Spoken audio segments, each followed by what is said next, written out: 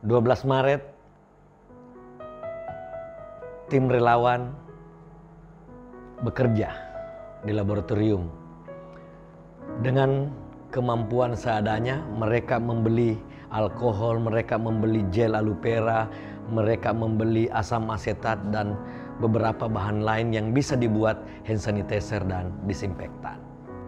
Tatkala ketika waktu itu di Jakarta yang memulai, Pak JK mengambil sikap melakukan penyemprotan disinfektan di berbagai masjid. Itu yang kami lihat sehingga kami merasa perlu mengikuti jejak Pak JK. Karena biasanya Pak JK itu bekerja cepat dan perspektifnya jauh ke depan. Dan benar, itu yang kami ikuti.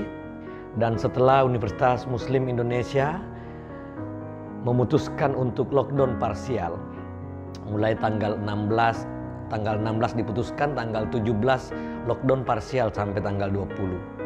Maka tanggal 17 kami mengumpulkan seluruh mahasiswa kami di Fakultas Teknologi Industri, memberikan arahan-arahan bahwa mulai tanggal 17 kita lockdown parsial. Perkuliahan online kecuali laboratorium dalam 1 minggu harus diselesaikan. Dan kegiatan-kegiatan yang untuk sementara tidak bisa ditunaikan dalam 1 minggu harus selesai. Dan kalau nggak salah tanggal 21 sampai hari ini UMI lockdown dan sudah perpanjangan sekali lockdown. Dan sejak tanggal 12 Maret itu mereka bekerja dan lebih intens lagi bekerja di laboratorium 17 dan sudah mulai melakukan kerja-kerja di lapangan. Ada 66 orang mahasiswa kami bekerja sebagai relawan. Mahasiswa sebagai relawan dan tim bantuan kemanusiaan. Ada di teknik industri, ada yang bekerja membuat masker, ada yang bekerja membuat face shield, pengaman muka, yang kebetulan di lab kami ada printing 3D. Dan dia bisa membuat itu. Di teknik kimia ada 2 tim, ada yang bekerja membuat disinfektan, ada yang bekerja membuat hand sanitizer. Di teknik pertambangan, mereka membentuk relawan yang siap menyalurkan APD, yang siap melakukan penyemprotan di berbagai tempat, dan siap membagi-bagikan hand sanitizer di tempat-tempat publik yang ditemui, orang-orang yang ditemui di tempat-tempat publik. Berjalan dari tanggal 12 sampai hari ini, dan alumni program Profesi Insinyur mengambil inisiatif untuk membuat program dari insinyur untuk dokter dan para medis di rumah yang menjadi garda terdepan di rumah sakit. Teman-teman di tengah kesulitan, teman-teman dokter dan para medis kesulitan APD, kesulitan baju, kesulitan masker dan lain-lainnya. Teman-teman alumni program Profesi Insinyur UMI membeli kain baik di Makassar maupun kain dari Surabaya. Dan insya Allah hari Jumat ini selesai kurang lebih 400 baju APD yang disumbangkan oleh teman-teman alumni program Profesi Insinyur untuk profesi dokter dan para medis yang sementara berjuang di rumah sakit dan puskesmas. Itulah kerelawanan yang terjadi di Fakultas Teknologi Industri, dan banyak orang yang bertanya kepada saya. Waktu gempa, tsunami dan likuifaksi di Palu, begitupun terjadi yang terjadi bencana di Lombok, di Sulawesi Tenggara, di Konawe Utara, berbagai bencana banjir bandang di Sulawesi Selatan, mulai dari Jeneponto sampai Enrekang sana. Kami sering membuka donasi meminta bantuan kepada masyarakat, membantu saudara-saudara kita yang kena ditimpa musibah. Kali ini saya ditanya sama banyak orang, kenapa tidak buat donasi? Kami berkumpul dengan teman-teman dosen, relawan. Kami menyampaikan bahwa kenapa kami tidak membuka donasi secara terbuka. Kenapa? Karena kami merasa pandemi COVID-19 ini semua orang terdampak. Semua orang merasa ini adalah musibahnya.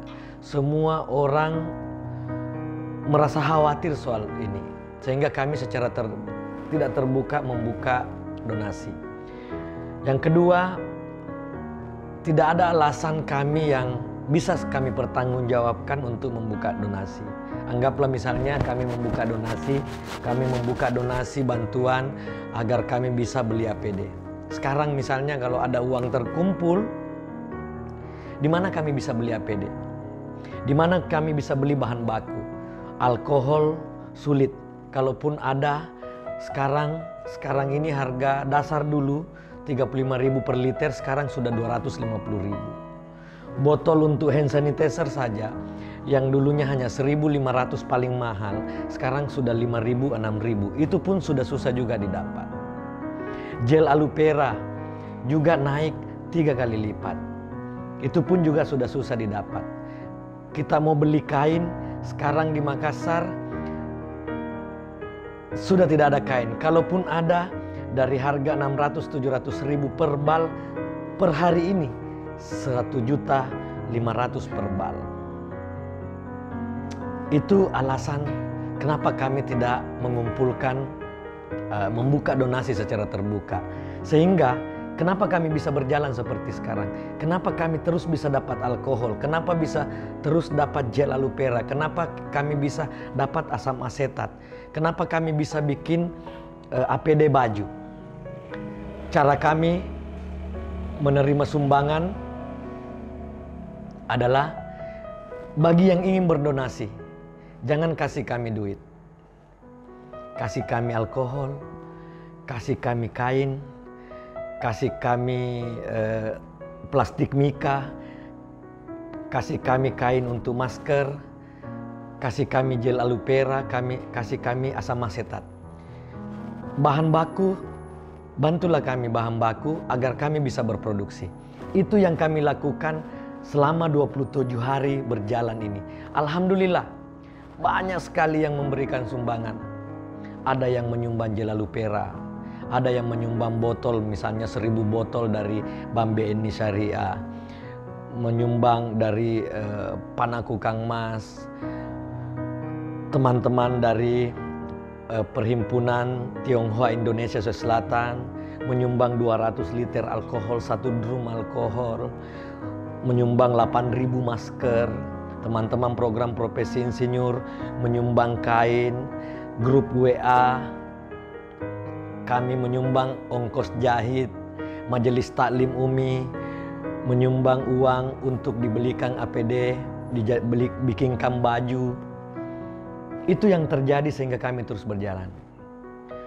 Dan per hari ini saya ingin menyampaikan kepada Bapak Ibu, walaupun kami tidak membuka donasi secara terbuka, baik di medsos, kami tidak pernah mengumumkan, tetapi dermawan-dermawan sungguh luar biasa, banyak sekali yang menyumbang. Ada 100.000, ada 500.000, ada 1 juta, ada 2 juta, ada 5 juta, ada 10 juta.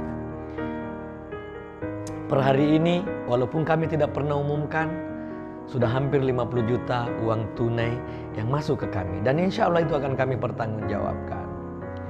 Akan kami gunakan semaksimal mungkin, terutama untuk membackup teman-teman dokter, perawat dan para medis yang di rumah sakit.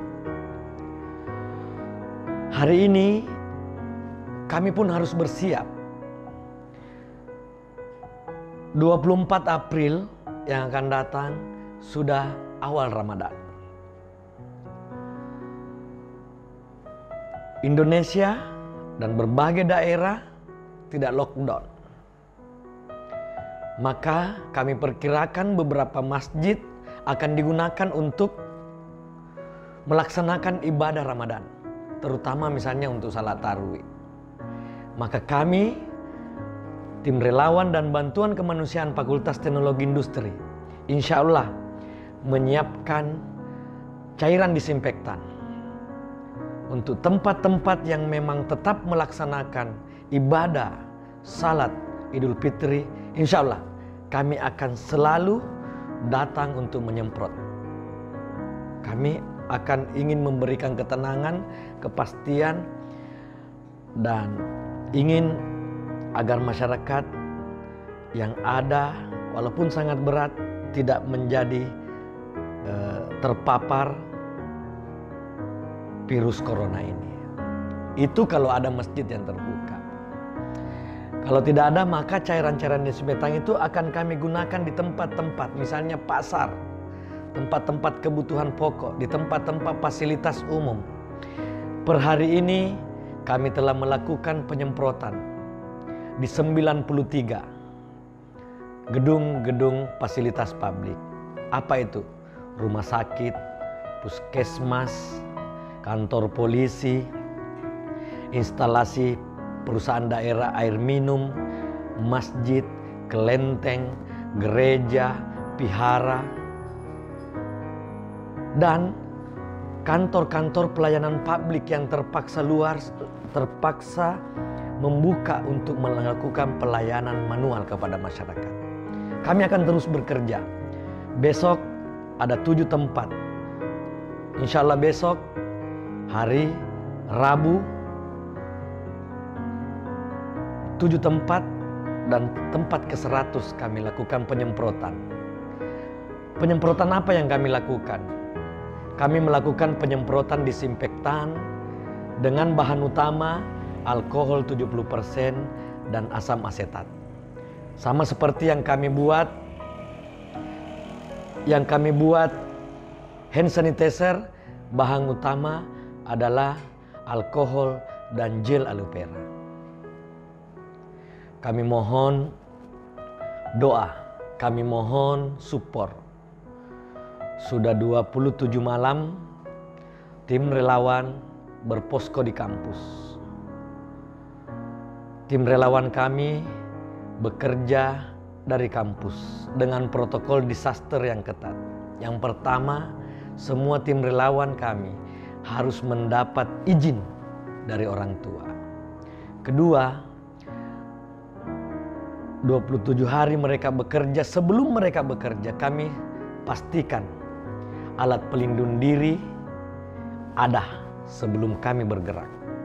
Dan alhamdulillah sambil kami berjalan, dermawan-dermawan memberikan sumbangan alat pelindung diri kepada tim relawan kami. Banyak sekali sumbangan, ada menyumbang masker, ada menyumbang baju, ada menyumbang sepatu bot. Banyak sekali dari para dermawan yang sesungguhnya mereka mengkhawatirkan kerja-kerja relawan kami. Tapi saya selalu menyampaikan, menyemangati tim relawan mahasiswa Fakultas Teknologi Industri. Anak-anakku sekalian, pandemi COVID-19 ini kita mau lawan pakai apa?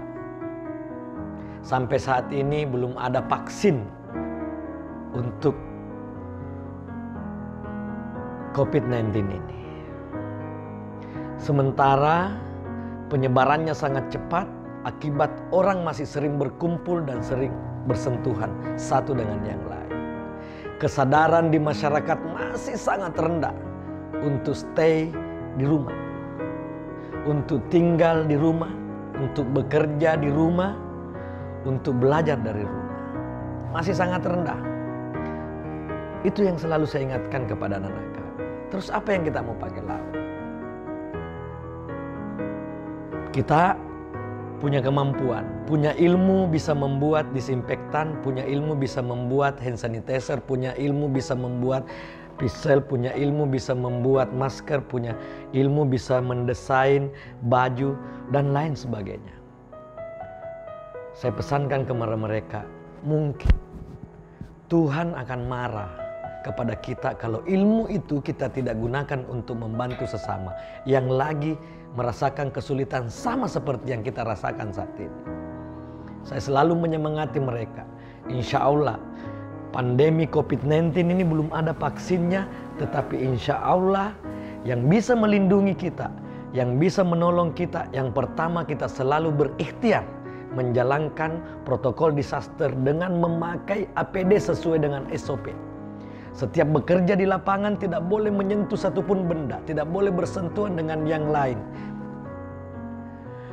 Kalau itu semua kita lakukan, maka insya Allah ikhtiar kita bekerja dengan SOP, ikhtiar kita membantu orang banyak yang lagi resah, yang lagi kesulitan, maka insya Allah Allah yang akan melindungi kita dari terpapar COVID-19 itu. Begitupun SOP-SOP yang ketika mereka di kampus. Di kampus mereka tidur dalam satu kotak, satu orang satu kotak. Mereka tidur sendiri-sendiri, pakai alat mandi sendiri-sendiri, pakai piring, pakai tumbler sendiri-sendiri. Ada dapur umum yang wajib higienis. Di kampus pun mereka tidak menjaga jarak, tidak bersentuhan satu dengan yang lain, selalu pakai masker. Dalam bekerja di laboratorium dan di dapur selalu pakai handscoon. Dan setiap 2-3 jam wajib mencuci tangan pakai sabun dan air mengalir di kampus. Itu kami selalu ingatkan. Itu kami selalu ingatkan setiap saat di grup WA tim relawan. Kami selalu cerewet soal itu. Mereka pun bekerja, tidak boleh kelelahan. Kami ukur, kami atur rutenya, kami atur volume pekerjaannya, kami atur. Dan vitaminnya kami harus siapkan, ada madu, ada vitamin C, ada susu. Makanannya pada saat hari biasa makan 3 kali sehari, pada saat bekerja minimal makan 4 kali sehari. Jam istirahatnya tidak boleh kurang dari 7 jam. Jam tidurnya tidak boleh kurang dari 7 jam dalam sehari. Itu semua kami jaga. Harus jujur dalam menjadi relawan. Begitu ada sedikit merasa, oh saya sakit kepala atau saya agak capek, nggak boleh. Harus jujur ikut. Harus jujur untuk tinggal. Harus patuh untuk itu. Nggak boleh memaksakan diri. Itu semua yang kami tanamkan kepada mereka. Sehingga sesungguhnya mereka di kampus selain berposko di kampus selain sebagai tim relawan, dia juga sebenarnya physical distancing di kampus. Physical distancing karena tempatnya dan sebagainya. Setiap mereka datang dari bekerja di luar kampus, begitu sampai di kampus sebelum masuk dalam ruangan dia harus buka bajunya semua. APD yang dipakai buka, baju yang di dalam dibuka, dimasukkan dalam plastik, selanjutnya di laundry. Setelah itu mereka harus mandi, tidak boleh berada di tempat tidurnya atau apa. Dia harus segera bergantian mandi di kamar mandi, baru setelah itu ganti baju dan istirahat. Yang terakhir, saya menerima banyak pertanyaan, sampai kapan tim relawan ini bekerja? Saya berdoa, keinginan kami besok pun kami sudah mau berhenti. Tetapi pandemi COVID-19 ini sepertinya ini akan masih berlanjut. Bahkan tanggap darurat ini sudah dinyatakan sampai pada Idul Fitri. Saya selalu terus ditanya sampai kapan ini akan berlanjut. Saya cuma bisa jawab, kami akan semaksimal bekerja sampai kapanpun. Selama Allah memberikan tenaga, kesehatan, perlindungan, keluasan rezeki, insya Allah kami akan terus berlanjut membantu. Minimal kami bisa membantu para dokter, perawat, dan para medis yang masih berjuang di rumah sakit. Bagaimana cara kami membantu? Saya berharap kami akan bisa terus bekerja. Kalau ditopang oleh para dermawan, menyiapkan bahan baku untuk kami proses produksi di kampus. Kita berdoa semua supaya ini segera berakhir. Kita berdoa semoga kita bisa berakhir sebelum Ramadan, supaya kita bisa melaksanakan ibadah di bulan suci Ramadan ini secara bersama-sama seperti yang lalu. Tetapi kita juga harus menyiapkan diri untuk menghadapi situasi terburuk sekalipun. Kita harus bersiap. Itu yang kami terus lakukan, upayakan, saling menggugah, saling mendoakan, saling memotivasi, saling mengingatkan, baik di kami, tim relawan, Sivitas Akademika Fakultas Teknologi Industri, maupun kepada masyarakat. Tolong kepada seluruh masyarakat. Ini akan panjang. Perjalanan kita akan panjang. Kesulitan ini kita hadapi akan panjang. Bahkan mungkin keresahan ini akan panjang. Ketika kita semua masih seperti hari ini, masih sering nongkrong, masih pergi sering naik sepeda, masih sering pergi di kafe, kita tidak ikhlas, kita tidak sabar untuk tinggal di rumah. Kalau itu terus terjadi, maka kegiatan kerelawanan ini kita tidak tahu kapan berakhir. Pekerjaan berat teman-teman dokter, perawat, dan para medis di rumah sakit yang penuh dengan risiko bertarung nyawa juga kita tidak tahu kapan berakhir. Kalau Bapak Ibu, teman-teman semua yang di luar sana masih berkeliaran, kota ini masih macet, tempat-tempat publik seperti Pantai Losari, CPI masih sering tempat berkumpul, beberapa kafe masih tempat berkumpul, tempat nongkrong yang lain masih berkumpul. Maka jangan mimpi ini cepat bisa selesai. Jangan mimpi kita bisa menikmati Ramadan secara bersama-sama. Nah, ini penting kami ingatkan. Ayo bantu dokter dengan tinggal di rumah. Biarkan dokter, perawat, dan para medis bekerja di rumah sakit. Putus penyebaran virus corona dengan tinggal di rumah.